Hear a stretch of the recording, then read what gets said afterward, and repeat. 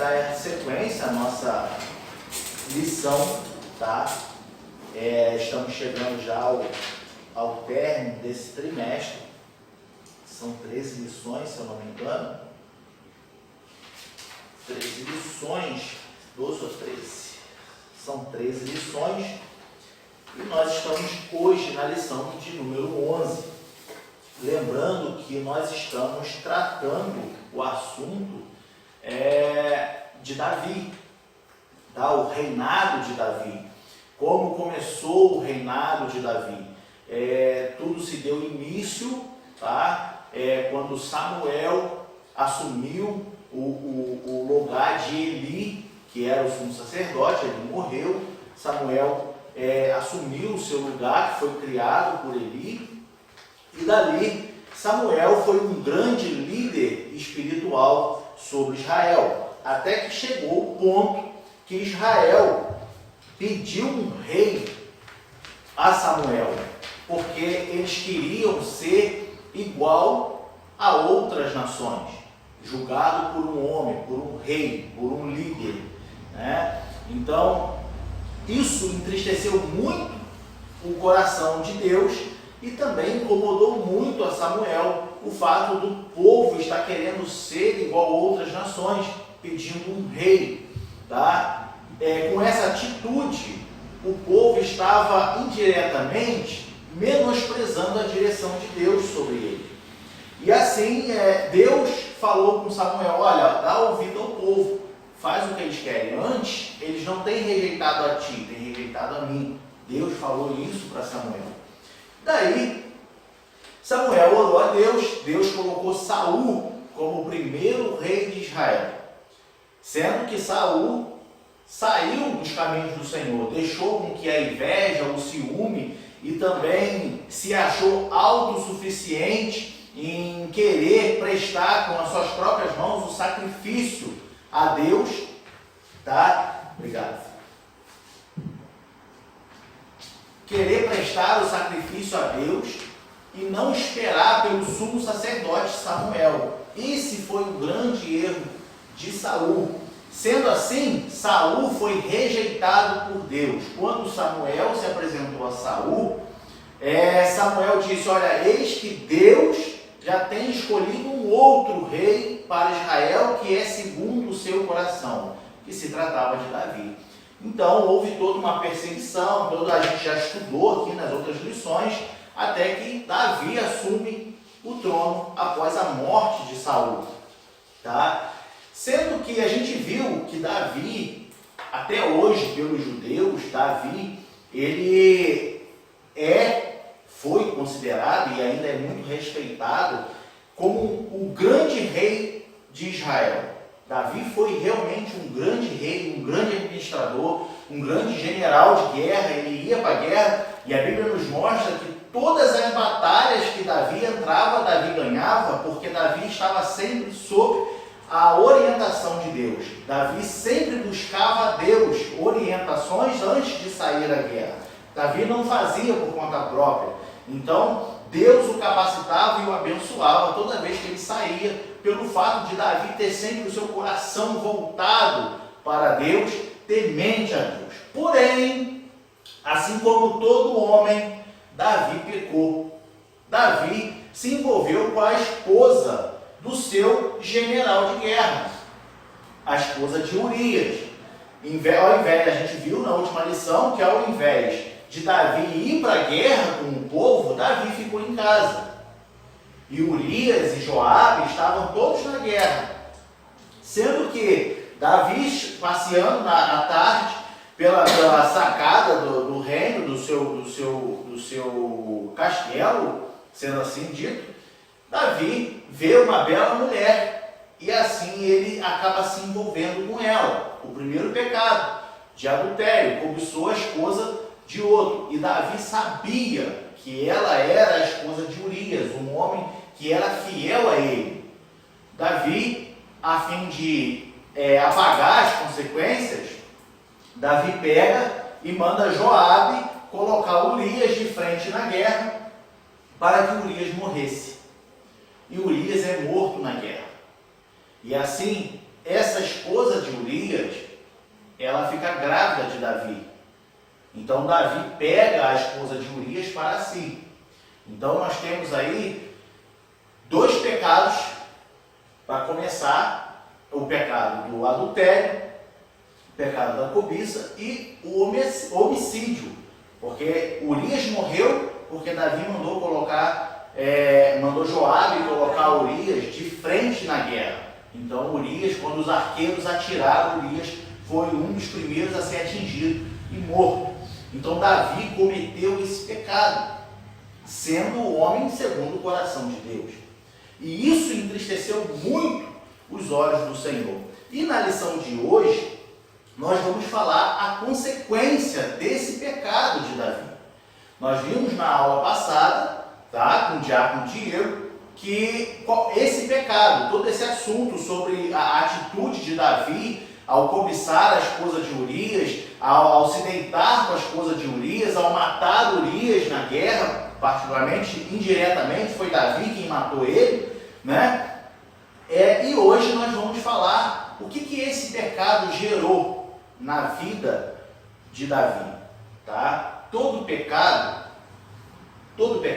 tem a sua consequência.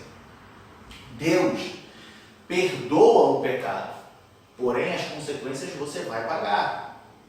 Se a gente peca, se a gente erra, Deus, através de Jesus Cristo, Ele perdoa o nosso pecado.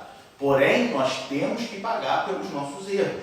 E foi o que aconteceu com Davi. Tá? Davi pecou, e nós vamos ver que Davi se arrependeu, porém, ficaram-se as consequências. E Davi não pôde evitar as consequências do seu pecado. Então, para que a gente possa começar a nossa lição, vamos ler a nossa leitura bíblica em classe, que se encontra em 2 Samuel, capítulo 12, a partir do primeiro versículo até o versículo 15. 2 Samuel 12, do 1 ao 15. Diz assim: E o Senhor enviou Natã a Davi, e entrando ele a Davi, disse: Havia uma cidade, 2 homens, um rico e um pobre. O rico tinha muitíssimas ovelhas e vacas, mas o pobre não tinha coisa nenhuma, senão uma pequena cordeira que comprara e criara. E ela havia crescido com ele e com seus filhos igualmente. Do seu bocado comia e do seu copo bebia, e dormia em seu regaço, e tinha como filha.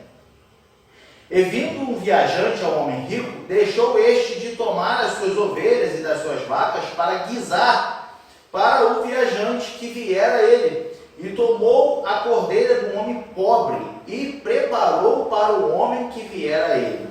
Então o furor de Davi se acendeu em grande maneira contra aquele homem, e disse a Natã: Vive o Senhor, que digno de morte é o homem que fez isso. E pela cordeira tornará a dar o quadruplicado, porque fez tal coisa e porque não se compadeceu. Então disse Natã a Davi: Tu és este homem. Assim diz o Senhor Deus de Israel: Eu te ungi rei sobre Israel, e eu te livrei das mãos de Saul, e te dei a casa do teu senhor e as mulheres do teu senhor, e é em teu seio, e também te dei a casa de Israel e de Judá. E isto é pouco, mas te acrescentaria tais coisas. Porque, pois, desprezaste a palavra do Senhor. Pois, desprezaste a palavra do Senhor, fazendo mal diante dos seus olhos?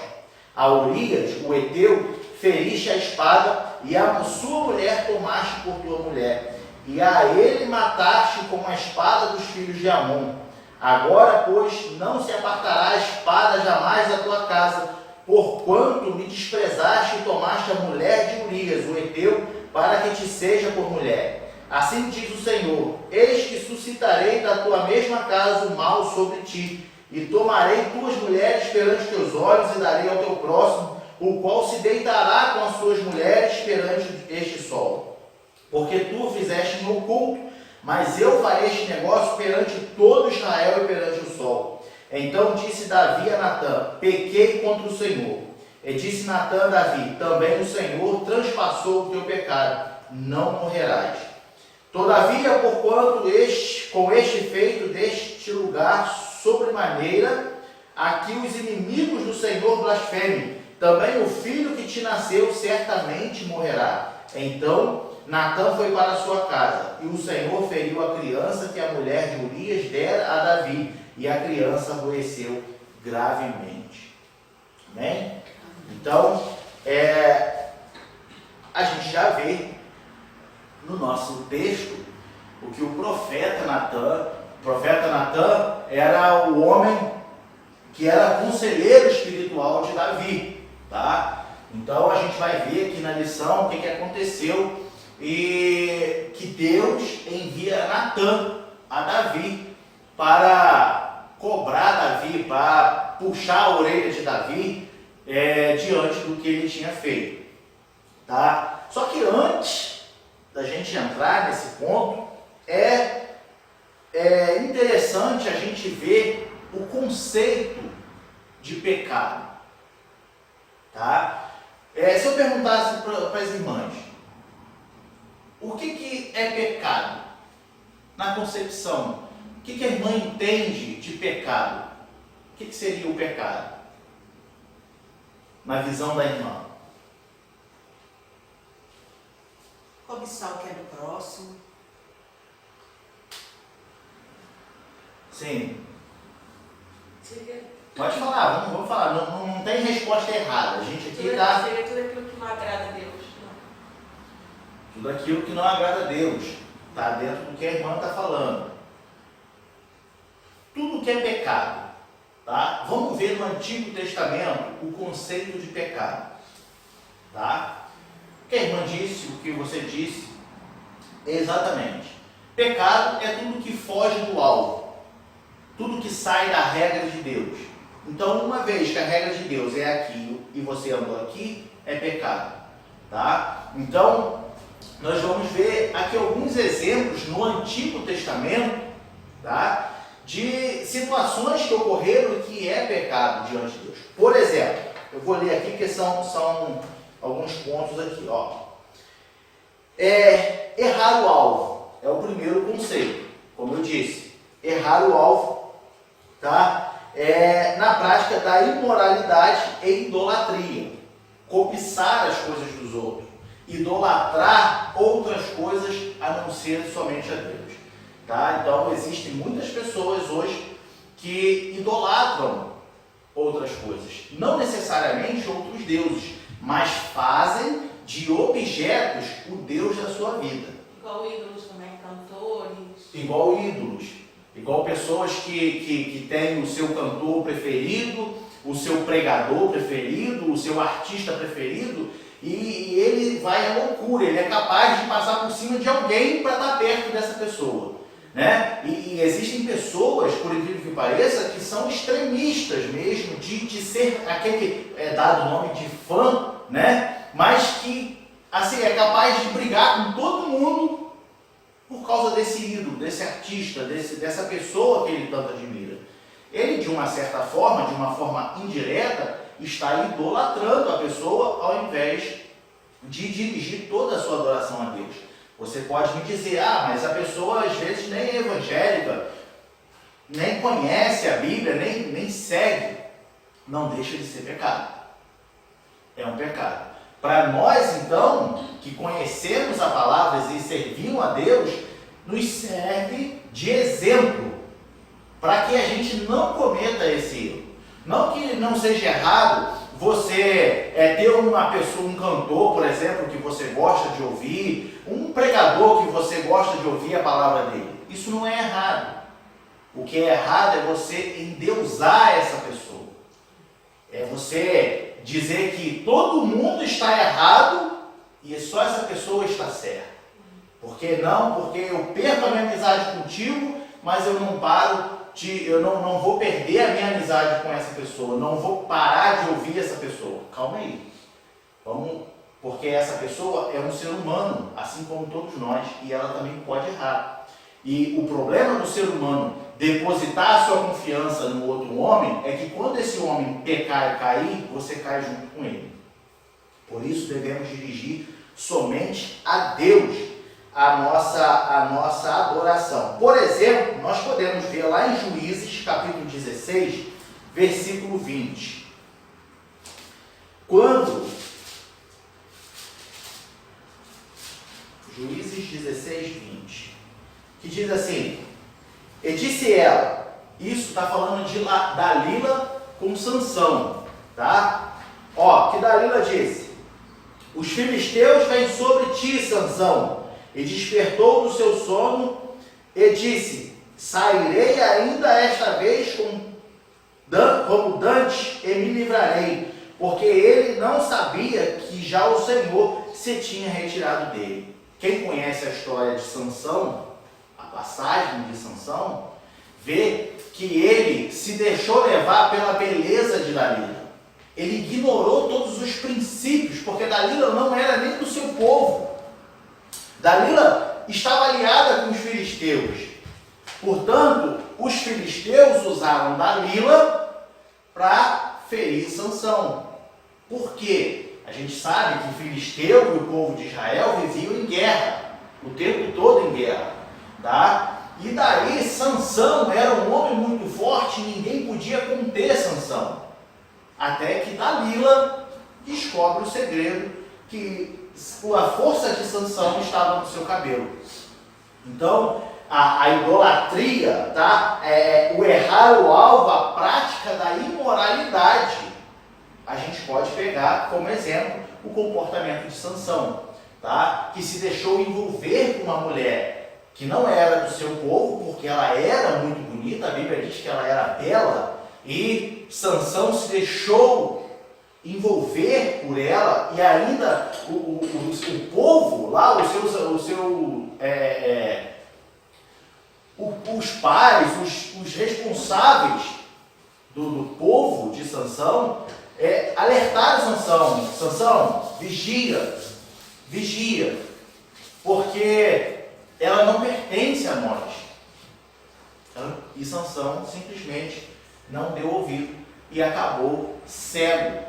No último minuto da sua vida, Deus perdoou e lhe concedeu a força, e assim, mas mesmo assim ele morreu cego e careca, né? Então, o salário do pecado é a morte. Não tem para onde fugir. Muitas das vezes, a morte física, nosso corpo, mas a grande maioria das vezes, morte espiritual. Muitos hoje estão mortos espiritualmente, não sentem a presença de Deus, não sentem vontade de buscar a Deus, não conseguem abrir a Bíblia e ler o versículo e sentir o que a Bíblia, o que o versículo, o que o Espírito Santo está querendo te revelar através daquele versículo. Pessoas que dormem espiritualmente, assim como o apóstolo Paulo diz, mas esse sono é o sono da morte. Pessoas que estão mortas espiritualmente. Isso tanto dentro da igreja, quanto lá fora no mundo, nem se diz. Pessoas que não dão importância para Deus, infelizmente, estão mortas espiritualmente. Tá? Essa morte espiritual tem como fazer reviver? Tem. Jesus, quando disse lá para Maria, tá, que Lázaro estava morto, ele diz assim: a quem crê em mim, ainda que esteja morto, viverá. Ali, quando ele fala isso, muitos atrelam somente a morte física. Sim, se Deus tem todo o poder para levantar um defunto daqui, mas o sentido de que ainda que esteja morto, viverá, é morto espiritualmente. Você pode morrer lá fora espiritualmente, mas a partir do momento que você volta aos caminhos do Senhor, você ganha vida. Quando Jesus fala assim da vida eterna, que é necessário nascer, ele fala para Nicodemos: olha, é necessário nascer de novo. E aí Nicodemos fala assim: como é possível voltar ao ventre da sua mãe e nascer de novo? É sentido espiritual. Não é nascer do ventre da mãe novamente, mas é nascer espiritualmente. É tornar a vida. Quando Jesus sentou lá no tanque e falando com a mulher samaritana, falou: olha, a água que eu te der nunca mais terá sede. Espiritualmente. Quando lemos a palavra de Deus, nos alimentamos, ela nos sacia. Então, nos traz vida. Nós nos sentimos vivos novamente. Então, as pessoas que estão mortas espiritualmente, até que Jesus volte novamente para buscar a sua igreja, tem sim a chance de tornar a vida. Tá? E essa vida, aqui na terra espiritual, é o que vai te levar à vida eterna com Deus. Se você está morto espiritualmente, você não tem chance nenhuma de morar na eternidade com Deus.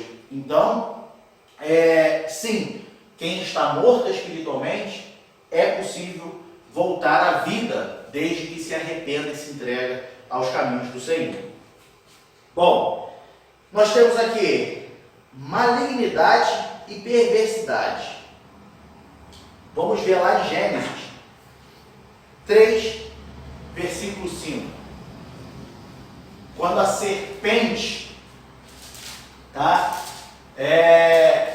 ela engana a mulher, que ela diz assim, porque Deus sabe que no dia em que dele comerdes, do que? Do fruto, se abrirão os vossos olhos e sereis como Deus, sabendo o bem e o mal. É a perversidade, é ser maligno. Assim como a serpente agiu com a mulher, muitas pessoas hoje têm esse coração perverso. Muitas pessoas hoje têm esse coração maligno. Só quer saber de fazer a maldade. Quer saber a perversidade faz com que você queira se dar bem em cima dos outros. Isso é ser perverso. Entende? Querer se aproveitar da nobreza dos outros. Ou querer... Isso é o que você mais vê hoje em dia. Exatamente. Entende? Então, isso é pecado. Isso a gente está falando com base ainda no Antigo Testamento. Nós vamos ver no Novo Testamento.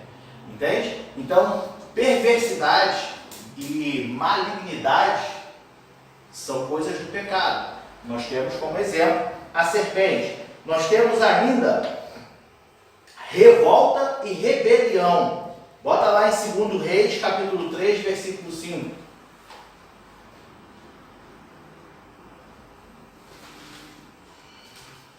2 Reis, capítulo 3, versículo 5. Deixa eu ver por aqui. Tá. Só ver por aqui, que aqui eu tenho marcado aqui. 3, 5. Que ele diz assim: sucedeu, porém, que morrendo Acabe, se revoltou o rei dos Moabitas contra o rei de Israel. O que a gente vê? Pessoas que se levantam contra, pessoas que carregam rancor dentro de si, pessoas que a primeira oportunidade que tem de se vingar, ela não perde essa oportunidade. Isso é revolta. Isso dentro da igreja se torna rebelião. E a gente sabe muito bem que a Bíblia nos deixa claro que rebelião diante de Deus é pior do que o pecado de feitiçaria. Então, veja bem, é igual ou pior o pecado de feitiçaria. Então, veja bem, quando temos revolta dentro do nosso coração, que nos leva a cometer certos atos, a realizar certos atos, pecados, ou até mesmo a gente se rebela contra o nosso pastor na igreja, contra algum irmão na igreja, nós diante de Deus estamos gravissimamente cometendo um pecado. Então nós temos aqui mais um exemplo de quando o rei se levanta contra. Isso acontece dentro das igrejas muitas vezes. Hoje em dia, eu sempre vou usar como parâmetro o Brasil, que a gente vê de lá, a gente conhece, e o que mais se vê são pessoas saindo de dentro de uma igreja. Muitas das vezes não saem em paz, saem brigados e abrem outra igreja. Isso é rebelião, isso é considerado pecado de feitiçaria. E Deus não aprova. Então, Se, por acaso, não está satisfeito com a igreja que você congrega, com o ensinamento que o pastor está dando, sente com ele e converse. Não saia revoltado, ou blasfemando, ou difamando a vida do pastor, ou eu digo pastor, mas qualquer irmão dentro daquela igreja. A melhor solução para se fazer é sentar e conversar. A melhor atitude de se fazer é botar em pratos limpos. Entende? Você pode até sair daquela igreja e ir para uma outra igreja, mas chega e deixa claro: olha, eu quero sair daqui em paz. Eu quero sair daqui sem raiva. Eu não quero que o irmão ou o pastor, enfim, me veja como uma pessoa revoltada, que me rebelei. Mas a melhor opção, o melhor comportamento diante disso é sentar e conversar. Tá? Nós temos aqui iniquidade e culpa. Vamos lá em Números, no capítulo 15.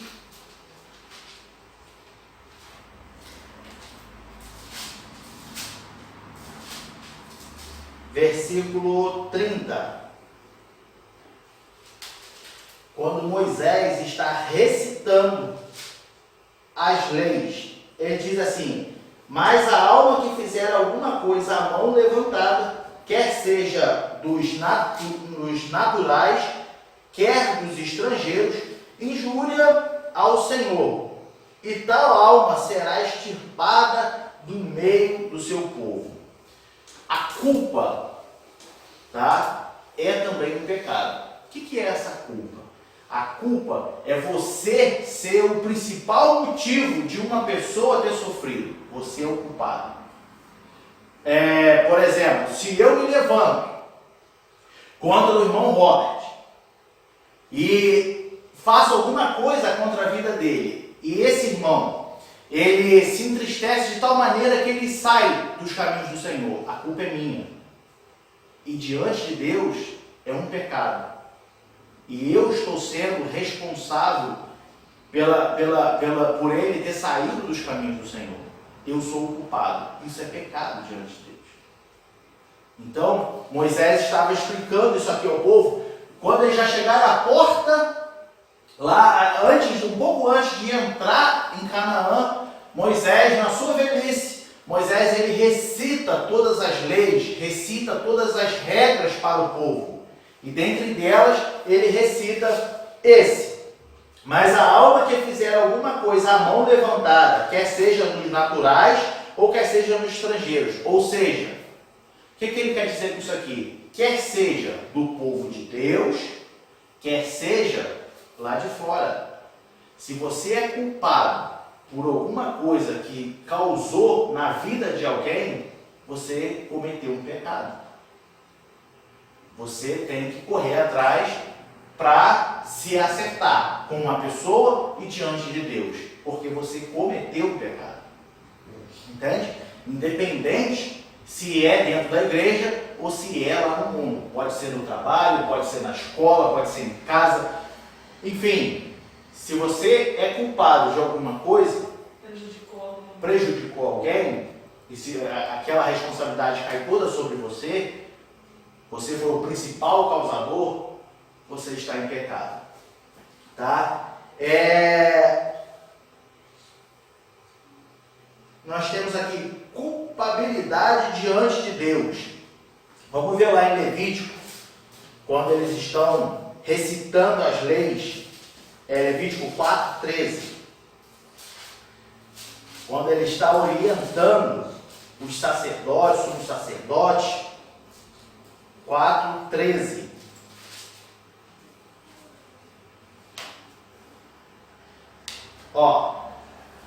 Ele está falando sobre o sacrifício pelos erros do povo.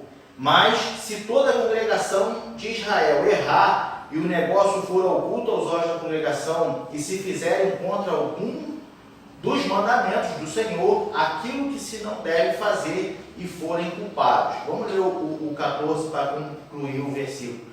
E o pecado em que pecarem for notório, então a congregação oferecerá um novilho por expiação do pecado e o trará diante da tenda da congregação. Ou seja, culpabilidade diante de Deus. Você pode cometer um erro e aquilo ficar oculto aos olhos dos homens, mas Deus tudo vê. Diante de Deus, você cometeu um pecado. Você está omitindo, você está escondendo diante dos homens. Mas Deus sabe que na sua vida tem alguma coisa de errado. E Ele sabe o que é essa alguma coisa. Não adianta a gente querer se fazer de sonso, não adianta a gente querer se fazer de desentendido, porque Deus sabe exatamente aonde você errou. E diante de Deus, nós temos que apresentar o nosso erro. Diante de Deus, nós temos que mostrar a Ele. É o que Moisés estava ensinando o povo aqui. Olha, matará o novilho por expiação do pecado.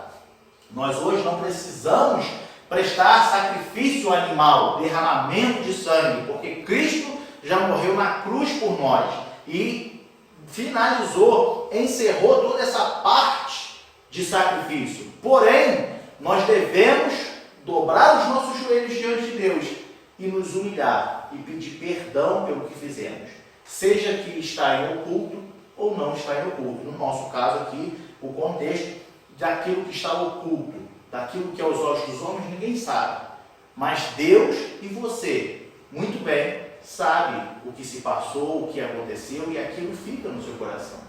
Quando nós erramos, tá? Você pode até esquecer por um tempo, mas vira e mexe, aquilo vai te lembrar lá dentro da sua mente, ó, tu fez isso aqui, tu não pediu perdão, tu não se consertou. Vira e mexe, vai bater lá no seu coração, lá na sua mente, vai assim, ó, tu fez isso aqui no passado e você não pediu perdão. Você errou, você não pediu perdão. Muitas das vezes erramos contra pessoas que já até morreram. Não temos a chance de chegar a elas e pedir perdão. E aí, como é que eu faço? Dobra o seu joelho e apresenta a Deus. Olha, Deus, eu sei que eu errei, eu pequei. E o Senhor sabe que eu pequei. Porém, agora eu apresento a Ti esse meu erro e te peço que me perdoe. Essa deve ser a atitude do cristão.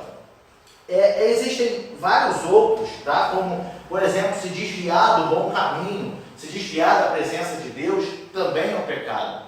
Tá? A gente vai ver agora no Novo Testamento, por exemplo, o mal moral. Lá no Novo Testamento, o mal moral.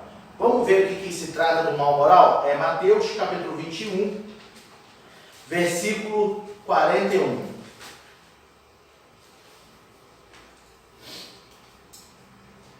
Mateus 21, 41. Ó, dizendo-lhe eles, dará afrontosa morte aos maus, e arrendará a vinha a outros lavradores, que a seu tempo lhe deem frutos. Vamos ver Romanos 12, 17 também.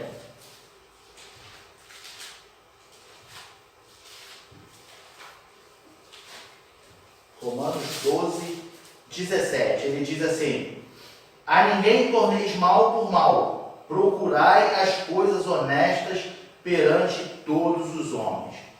Esse ponto do mal moral entra no que a gente falou no Antigo Testamento, sobre pessoas que querem se dar bem em cima das outras. Isso é um mal moral, que no Novo Testamento a gente vê. Por exemplo, voltando lá em Mateus 21, 41,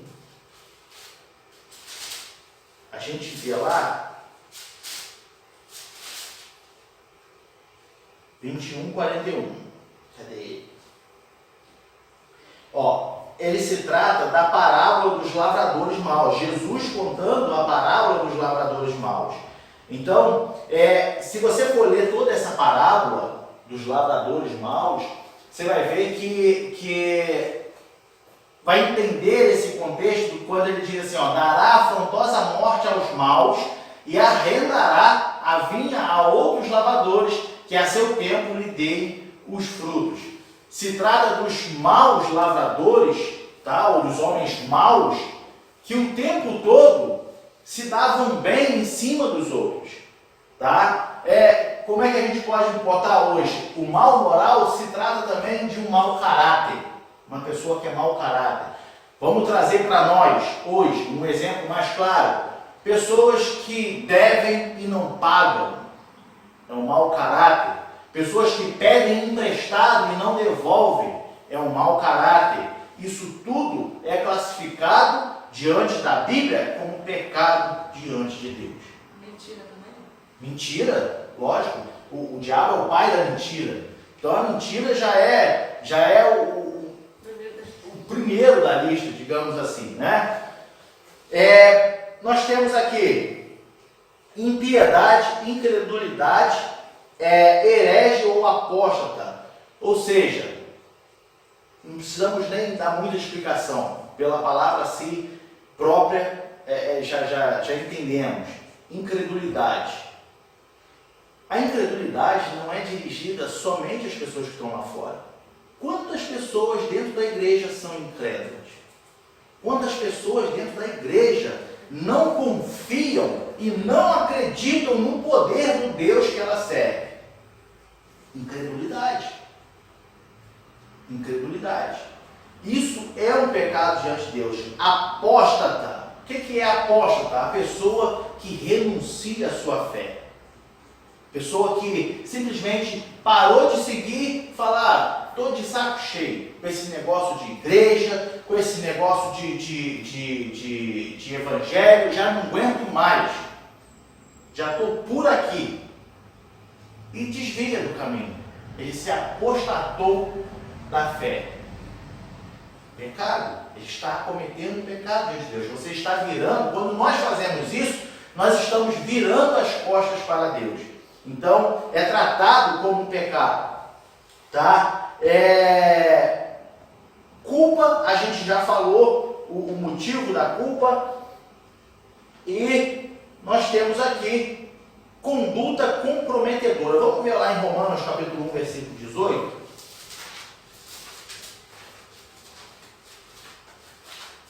O que ele nos diz lá? 1,18 de Romanos.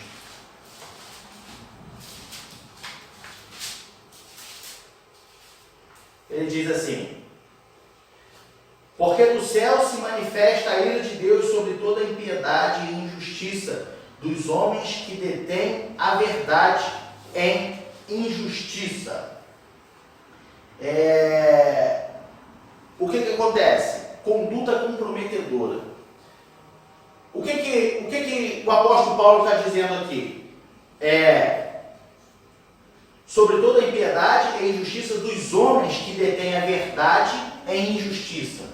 Ou seja, existem pessoas, principalmente dentro da igreja, tá? Que provavelmente você já deve ter ouvido, já deve ter visto, conhecido pessoas assim, tá? Que tira uma base bíblica, um versículo bíblico fora do seu contexto para justificar o seu comportamento, para justificar o seu erro, tá? Não admite que errou, não admite que está vivendo de uma maneira ilícita, mas ele quer pegar aquele contexto, aquele versículo, tirar do seu contexto e aplicar na sua vida para justificar. Não, eu faço isso porque a Bíblia está falando isso aqui, ó. Então não é pecado. Conduta comprometedora. Tá? Ou seja, eu também, por exemplo, um outro exemplo de conduta comprometedora, eu posso estar aqui à frente, ou qualquer outra pessoa aqui à frente, ensinando a Bíblia, dizendo como deve andar, mas ele mesmo não anda de acordo com o que ele fala. Conduta comprometedora. É o que o apóstolo Paulo está falando aqui, ó, que detém a verdade em injustiça. A verdade está aqui. Só que se eu não pratico a verdade, eu digo assim, está sendo injusto comigo. Eu que estou sempre lá na igreja, eu que vou todo domingo à igreja, eu que estou sempre lá, estou sempre orando, estou sempre pregando, agora vai querer me condenar? Mas espera aí, se você foi contra a Bíblia está te condenando, não é o homem. O que se deve fazer? Dobrar o seu joelho, se humilhar diante de Deus, procurar se consertar, pedir perdão a Deus. Mas a conduta comprometedora é essa. Na maioria das vezes é a pessoa não ser, na verdade, o que ela aparenta ser. Ou seja, vamos falar da igreja. Ser na igreja é uma coisa que em casa ela não é. Entende? Ou prega o que não vive. Prega o que não vive. Exatamente. Entende? Então, conduta comprometedora. Aí a gente está aqui na igreja, aí está ensinando, está falando que deve se fazer isso, tá? Quando você se encontra com essa pessoa na rua, você nem reconhece essa pessoa. Mas cadê aquele irmão que está lá na frente do domingo, dando a lição da escola dominical? Cadê ele? Pô, não tem nada a ver. Uma pessoa que está brigando, está xingando na rua, está andando de qualquer maneira, conduta comprometedora. Isso, além de prejudicar a própria pessoa, porque acaba perdendo toda a credibilidade, tá? Você ainda, de uma certa forma, está colocando em jogo o nome da igreja que você congrega e principalmente difamando o nome de Deus. Por exemplo, outras pessoas que te conheceram ou chegaram aqui na igreja e te ver aqui, vai falar assim, mas esse irmão está aqui na frente dando estudo, ele não estava lá no parque fazendo isso lá? Não vou ficar nessa igreja não. Quem é essa pessoa aí para me aconselhar? Quem é essa pessoa aí para falar de Deus para mim? Entende? Conduta comprometedora. Então nós devemos nos comportar de acordo com o que a Bíblia nos ensina. Seja aqui dentro e principalmente lá fora. Porque aqui dentro é muito fácil ser crente. Aqui dentro é muito fácil a gente ser cristão. Agora, ser cristão no mundo é que é difícil. Se passar por quadrado no mundo é que é difícil. Perder certas amizades no mundo é que é difícil. Agora, aqui dentro é muito fácil. A gente chega dessa porta para dentro, somos todos evangélicos, somos todos cristãos, todo mundo lê a Bíblia, todo mundo crê na mesma coisa, então se torna fácil. Se torna fácil. Agora, lá fora é que a gente mostra a nossa verdadeira conduta. Lá fora é que a gente mostra realmente quem nós somos. Tá? Sendo assim, eu já vou saltar para a gente não pegar um tempo que ainda tem muita referência em relação ao conceito de pecado. Tá? Então a gente deu aqui alguns exemplos, tanto no Antigo Testamento quanto no Novo Testamento. Tá? Eu vou só citar, não vou ler as referências, mas por exemplo, eu falei da conduta comprometedora, vida sem lei, referindo-se aos transgressores. Essas pessoas aí que acham que não devem respeitar a lei, que não devem respeitar nada, pecado. Tá? Adoração falsa, uma falsa adoração também é pecado. Sabe qual que se remete à falsa adoração? Aquela pessoa que, por exemplo, chega aqui no domingo e aí aqui chora, aqui levanta a mão e tudo, mas quando sai dessa porta para fora, se você perguntar a ela onde foi feita a leitura bíblica do culto, ela não vai se lembrar. Sabe aquela pessoa que se leva pela emoção e não é realmente uma conversão? Aquela pessoa que realmente só chega aqui, só fisicamente, mas a sua mente está lá fora.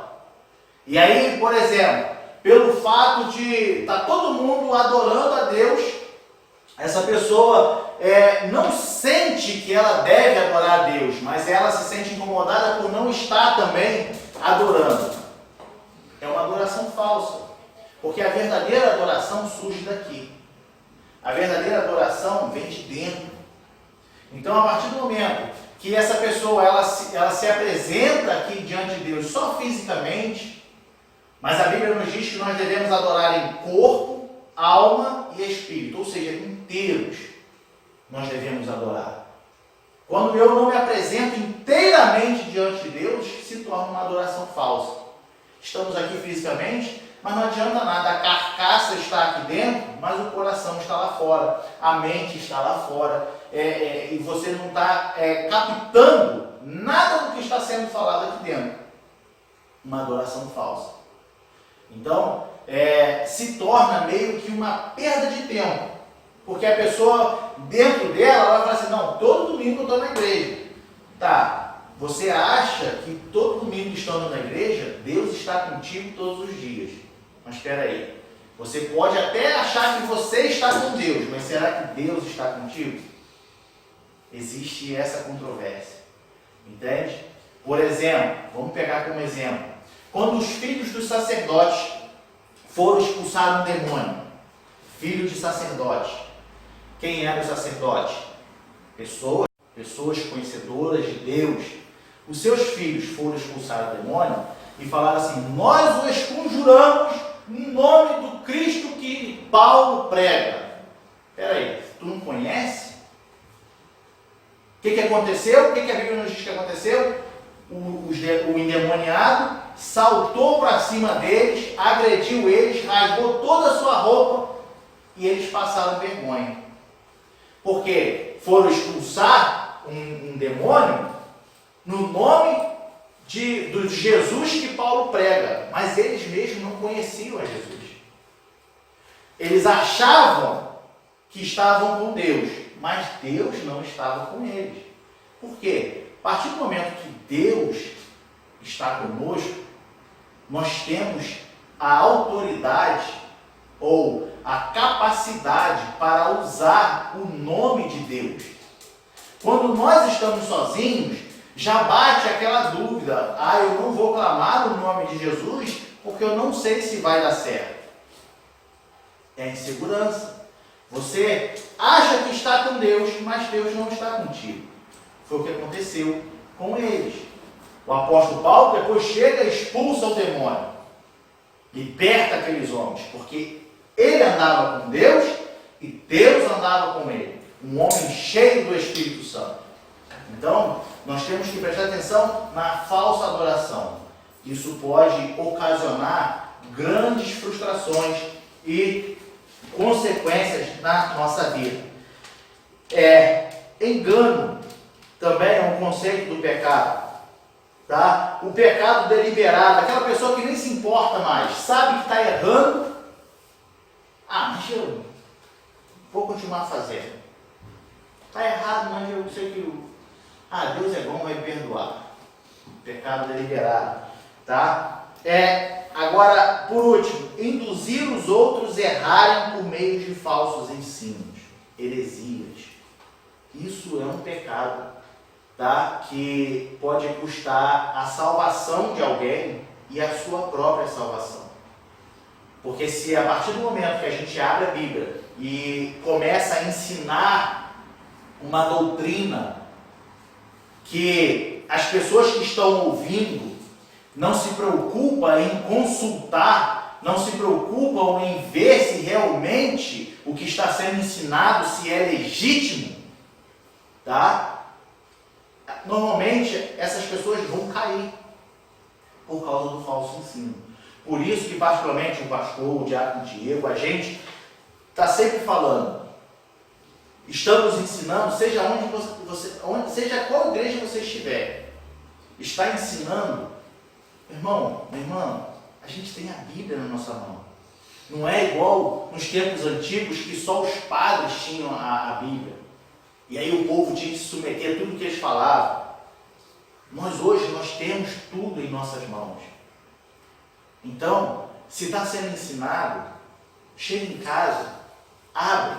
Se ficou dúvida, se ninguém conseguiu responder a sua dúvida, abre a sua Bíblia, dobra o seu joelho, pede a Deus orientação e leia. Aquele irmão citou esse versículo, vamos ver o contexto, vamos ver por que foi dito esse versículo nesse capítulo, o que estava acontecendo com a história do povo de Deus para que isso fosse falado, entende? Porque assim ninguém vai enganar ninguém, você não vai se sentir enganado. Mas isso é um compromisso individual. Muitas pessoas, lembra quando a gente falou lá dos idólatras, no começo do conceito de pecado? Pessoas que depositam tanto a fé e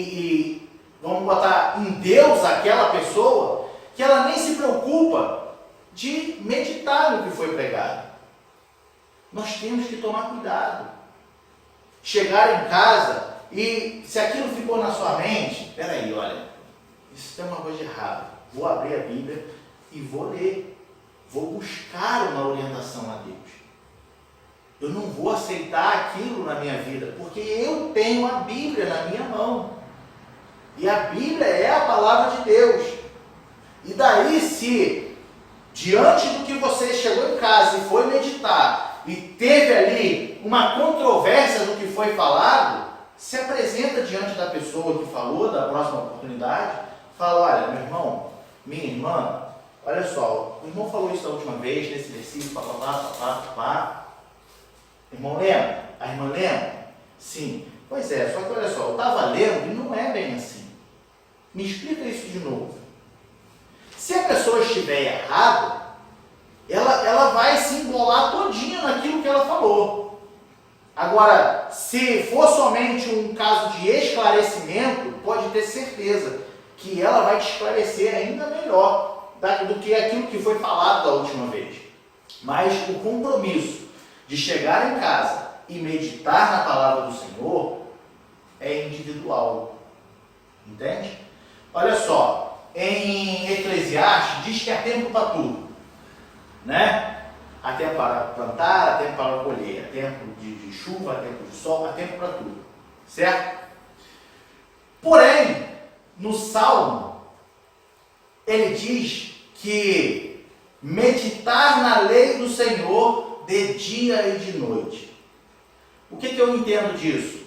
A única coisa que não há tempo é para meditar na lei do Senhor. Você não precisa esperar para meditar na lei do Senhor, porque na lei do Senhor meditamos de dia e de noite, de dia e de noite, de dia e de noite, de dia e de noite. A Bíblia, a lei do Senhor, é a única coisa que nós não precisamos esperar o tempo certo para meditar, mas meditamos de dia e de noite.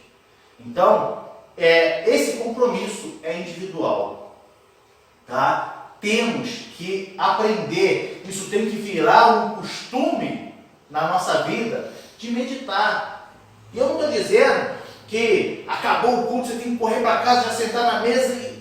Não estou dizendo, não leve nesse extremo, mas o que eu estou dizendo é, dedique um tempo para meditar naquilo que foi ensinado, naquilo que foi pregado. Você vai ver que Deus, ele trata individualmente com cada pessoa. E quando a gente dedica um tempo nosso, dentro do nosso lar, na nossa intimidade, Deus revela coisas particularmente somente para você.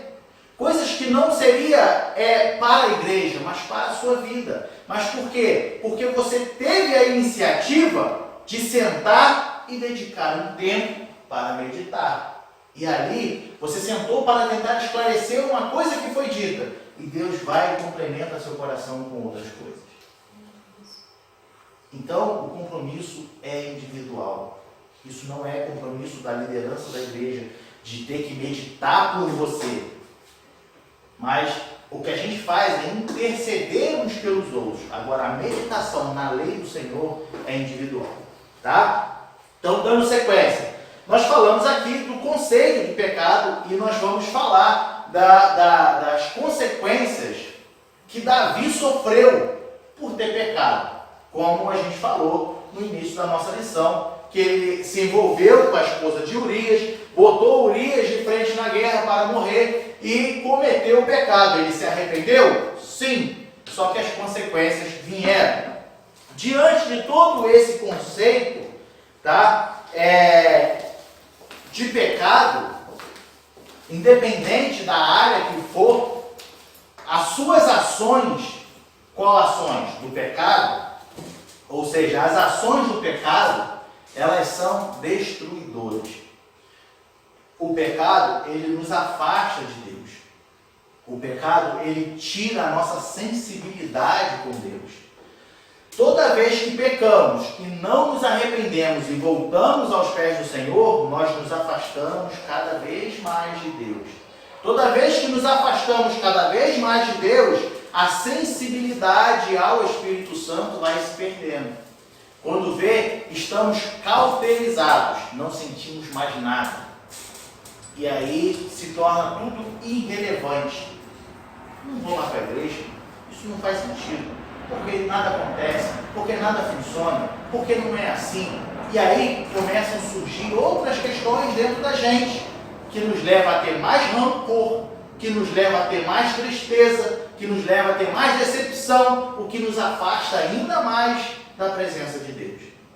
Então, a melhor coisa é buscarmos sempre em Cristo o perdão, buscarmos sempre em Cristo a orientação.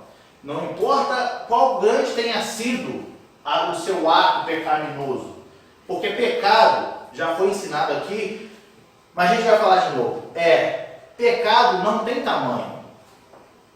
Tudo é pecado diante de Deus.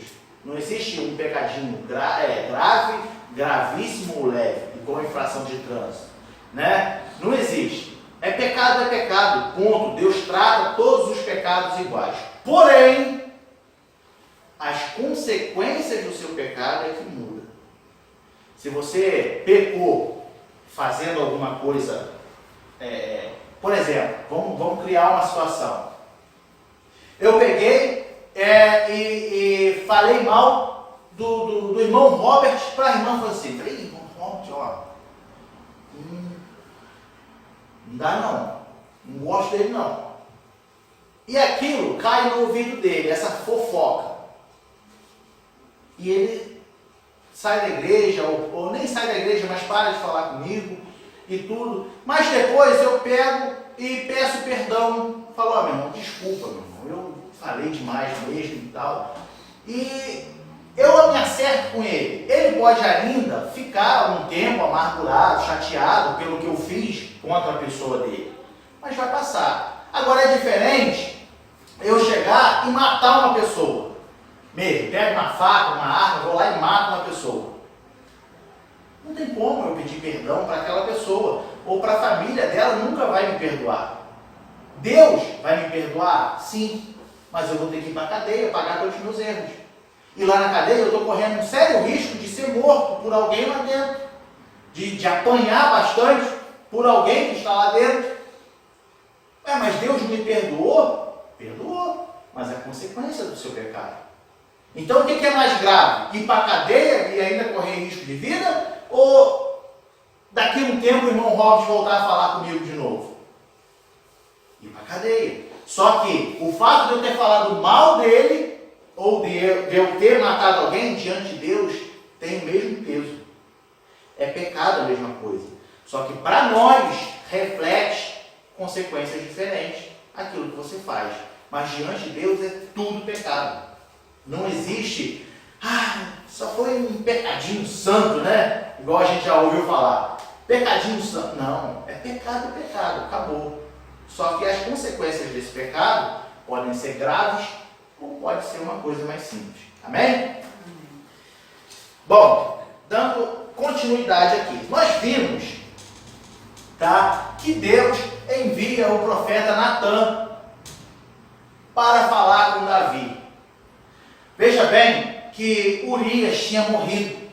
Davi pegou e botou Urias, falou com Joabe, falou assim, pega Urias, bota de frente na guerra, e deixa ele para lá. Mas Davi, ele vai morrer, faz o que eu estou te mandando. Quando chegaram de frente para a guerra, os arqueiros do inimigo saltaram suas flechas e Urias foi atingido logo de frente. Logo na primeira linha de combate. Tudo isso para tentar esconder o que ele tinha feito com a esposa de Urias. Deus que tudo vê, Deus que tudo sabe, pegou e enviou Natan à casa de Davi, o profeta Natan. E o profeta Natan, ele começa a contar uma história que aos olhos de Davi, Davi deve ter pensado que aquilo tinha sido um fato realmente que aconteceu, Veja bem que, de acordo com a tradição judaica, o luto pode durar até 2 anos. tá? Dependendo da pessoa, de conforme foi, e tudo indica que o luto já tinha se passado 1 ano, até que Davi tivesse pego a esposa de Urias para ser sua própria esposa. Ou seja, diante dos fatos, dos relatos, entende-se que 1 ano se passou e Davi nada falou do que tinha acontecido. Simplesmente ficou em luto pela morte de Urias, que era um homem que era fiel a Davi. Um homem que, quando Davi falou assim, vai para sua casa e se deita com a sua esposa, ele falou assim, não sou capaz de ir para minha casa enquanto Joabe e os outros homens estão na guerra. E a Bíblia diz que ele sentou na porta do templo e ficou, ele não foi para casa. Aí que Davi falou, envia Urias para o campo de guerra. Um homem que era fiel a Davi. Um homem que era fiel ao povo de Israel. Tá? Mas Davi não teve pena dele. Então a gente entende que por conta do seu pecado, lembra que a gente falou que o pecado se distancia a gente de Deus? A gente entende que o coração de Davi agora ali estava morto, estava frio. Davi não estava pensando em tudo aquilo que Deus já tinha feito na vida dele. Por um instante de 1 ano, digamos, né? Davi ficou quieto, ele se silenciou, ninguém sabia do que tinha acontecido. Porém, Deus manda o profeta Natan à casa de Davi. Vamos reler o que o profeta disse? Lá em 2 Samuel, capítulo 12, até o versículo 1 até o 4, só. 2 Samuel 12, 1 a 4. Ele diz assim, e o Senhor enviou Natan a Davi, e entrando ele a Davi, disse, havia uma cidade 2 homens, um rico e outro pobre. O rico tinha muitíssimas ovelhas e vacas, mas o pobre não tinha coisa nenhuma, senão uma pequena cordeira que comprara e criara, e ela havia crescido com ele e com seus filhos igualmente. Do seu bocado comia, do seu copo bebia, e dormia em seu regaço, e a tinha como filha.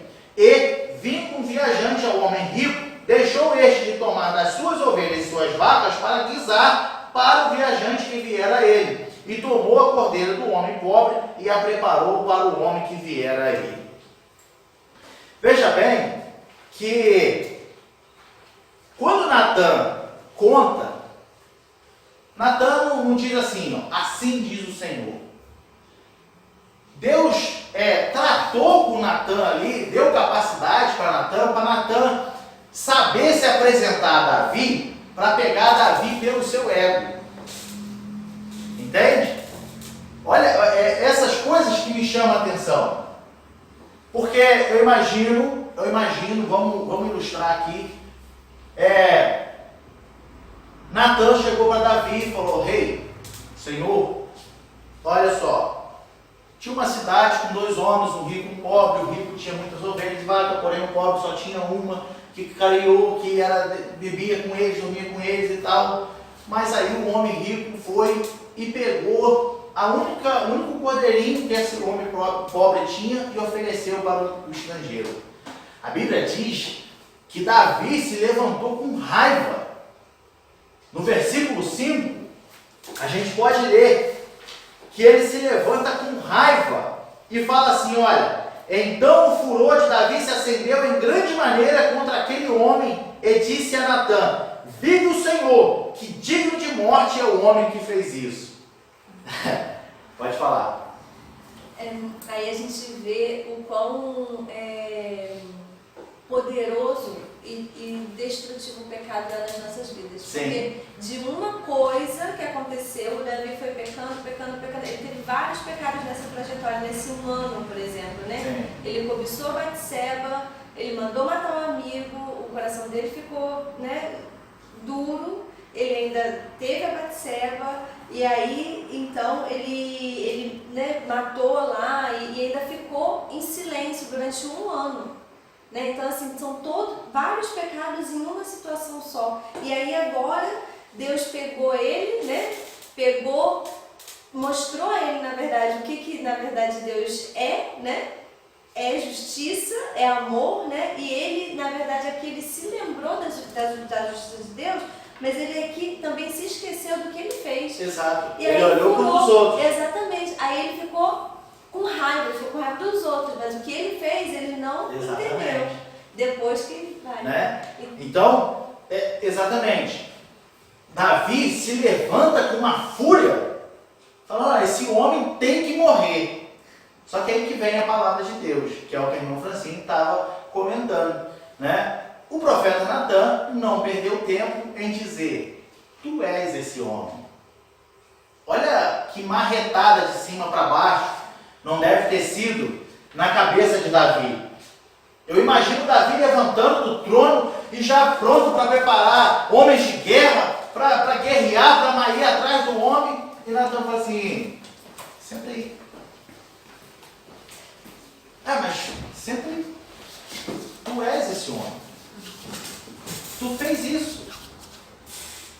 Tu fez isso. Tu tirou a única coisa que essa família tinha. Tu tirou a única coisa. Tu destruiu uma casa, um lar. Palavras minhas. Mas é o que se interpreta aqui. Tu és esse homem. Tu és esse homem. E eu imagino que Davi, da mesma pressão que levantou, ele sentou. Eu imagino isso, eu fico imaginando. Eu ilustro na minha mente isso. Que na mesma pressão que Davi se levantou com raiva, quando Natan falou assim, tu és esse homem, ele sentou de novo. Falou, eu realmente errei. Eu realmente errei. Veja que Natan, ele faz, através da orientação do Espírito Santo, óbvio, ele faz questão de lembrar Davi tudo que o Senhor já tinha feito por ele. Vamos ver lá no versículo 8, que ele diz assim, e te dei a casa do teu Senhor. Não, o 7, vamos pegar o 7. Então disse Natan a Davi, tu és este homem, assim diz o Senhor Deus de Israel, eu te ungi rei sobre Israel, e eu te livrei das mãos de Saul. E te dei a casa do teu Senhor e as mulheres do teu Senhor em teu seio, e também te dei a casa de Israel e de Judá. E se isto é pouco, mais te acrescentaria tais e tais coisas. Olha o que Deus está falando para ele. Se isso é pouco diante de ti, eu ainda te daria mais.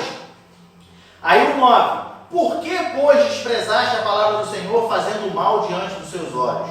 A Urias, o Heteu, feriste a espada, e a sua mulher tomaste por sua mulher, e a ele mataste com a espada dos filhos de Amon. Veja que, dentro do que a irmã disse, Davi ele se preocupou tanto com o problema de uma outra pessoa, que ele se esqueceu, mas porque o seu coração já estava, sabe, a fim de ocultar o que ele tinha feito, ele não estava se importando mais com aquilo. Então, o que eu entendo que Deus fez aqui? Fez questão de lembrar a ele tudo que ele passou para se tornar rei, e tudo que Deus fez para proteger ele, até ele se tornar rei, e depois que se tornou rei, todas as conquistas que ele já havia conquistado. E aí a Bíblia diz que Davi, então, ele senta e fala, pequei contra Deus. Ele se arrepende.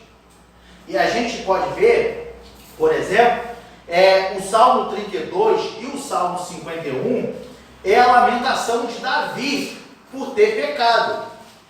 Tá? Não vamos ler todo o Salmo, até porque as horas já se passaram. Mas, por exemplo, nós podemos ler o Salmo 51, que inclusive foi lido aqui na semana passada, o versículo 12 do Salmo 51. Que ele diz assim, torna a dar-me a alegria da tua salvação e sustém com um espírito voluntário. Se você for ler todo esse salmo, o título do salmo diz assim, Davi confessa o seu pecado, suplica o perdão e roga a Deus que lhe renove um espírito reto. Davi reconheceu o seu erro. E no Salmo 32, Davi também reconhece o seu pecado. O versículo 3 a 5, 32 versículo 3 e 5. Enquanto eu me calei, envelheceram-se os meus ossos pelo meu bramido em todo dia. Olha o que a gente falou dele estar morto por dentro. Porque de dia e de noite a tua mão pesava sobre mim. O meu humor se tornou em sequidão de estio. Confessei-te o meu pecado e a minha maldade não cobri. Dizia eu, confessarei ao Senhor as minhas transgressões, e tu perdoaste a maldade do meu pecado. Davi, ele escreveu esses 2 salmos em particular, reconhecendo o que ele tinha feito contra Urias, contra a casa de Urias. Deus o perdoou. Portanto, Natan, ele diz, lá no nosso texto base, tá? No versículo 13, de 2 Samuel 12, versículo 13, ele diz assim, ó, então disse Davi a Natan, pequei contra o Senhor. Aí disse Natan a Davi, também o Senhor transpassou o pecado, não morrerás. Ou seja, o Senhor perdoou o seu pecado, tu não vai morrer. Tu não vai morrer. Porém, olha o que a gente falou das consequências do pecado. Porém, olha o versículo 14. Todavia, porquanto com este feito deste lugar sobremaneira que os inimigos do Senhor blasfemem também, o filho, blasfeme, também o filho que te nasceu certamente morrerá. Então Natan foi para a sua casa e o Senhor feriu a criança, que a mulher de Urias dera a Davi, e a criança adoeceu gravemente. Veja bem, esse final da lição aqui, eu só li, esse final do texto, eu só li quando ele fala que Davi deu lugar para que os outros blasfemassem contra o Senhor e que a criança, que a esposa de Urias geraria, morreria. Tá? Porém, no versículo 10, ele diz assim, agora, pois, se apartará a espada, não se apartará a espada jamais da tua casa, porquanto me desprezaste e tomaste a mulher de Urias, o heteu, para que seja por tua mulher. Veja bem, as consequências do pecado de Davi. Natan foi lá, alertou Davi do seu pecado, Davi estava omitindo o seu pecado. Então, Davi reconhece que pecou, escreve os salmos que ele pecou, declarando a Deus, né, que lhe perdoasse, só que as consequências do seu pecado não seriam ruins. Deus não ia livrar Davi das consequências do pecado. Quais foram as consequências do pecado de Davi? A casa de Davi sofreu grandes consequências. Por exemplo, nós temos aqui temos 3 exemplos aqui, que diz assim, o primeiro pecado, consequência do pecado que veio a Davi, foi a perda do seu filho. A criança nasceu, Deus feriu a criança e a criança morreu. Tá? Primeira consequência do pecado. Segunda consequência do pecado de Davi, tá? O escândalo sexual do seu filho Amon com a sua filha Tamar. Incesto dentro da família, tá? Davi tinha um filho chamado Amon e tinha uma filha. Veja que Davi tinha 21 filhos e uma filha. Uma filha. Amon, que era o seu filho, se apaixonou profundamente por Tamar, sua irmã, e se deitou com ela. Ele agarrou ela, a força, e se deitou com ela. Segundo escândalo na família de Davi, consequências do seu pecado. Lembra que a gente leu que Natan falou assim, ó, da sua casa não se apartará a espada. As tuas mulheres, as tuas concubinas, eu darei a outros diante de ti. E não só diante de ti, mas diante de todo o povo.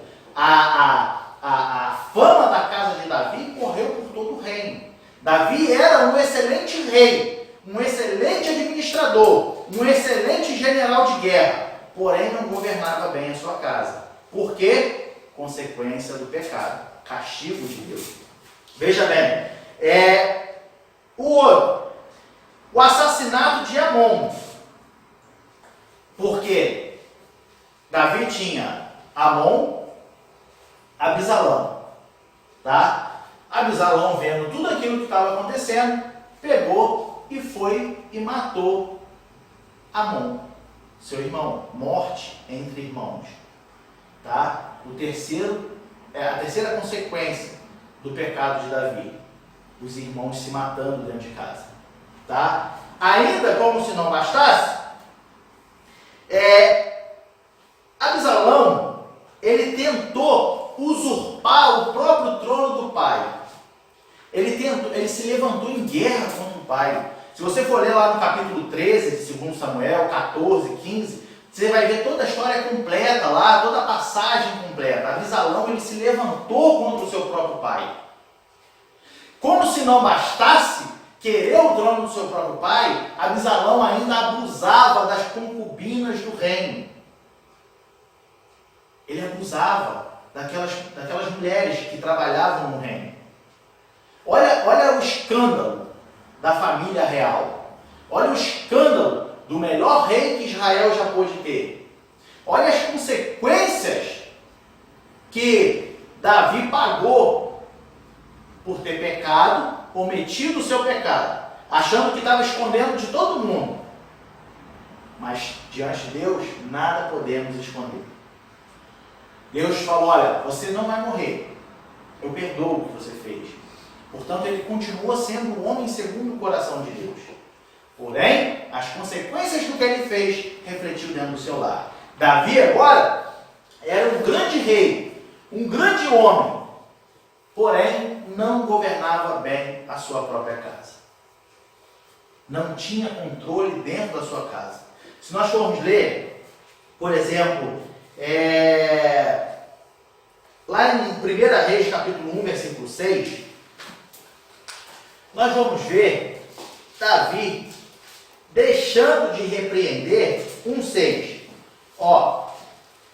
Eunuco, seu pai, que é Davi, tinha contrariado, dizendo, por que fizeste assim? E era ele também muito formoso de aparência, e a Ragite o tivera depois de Absalão. De quem que ele está falando aqui? Ele está falando de Adonias, o outro filho de Davi.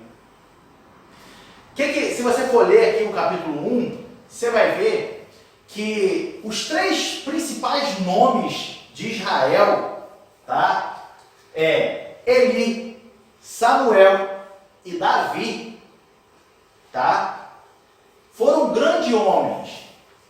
Porém, todos 3 não souberam educar os seus filhos.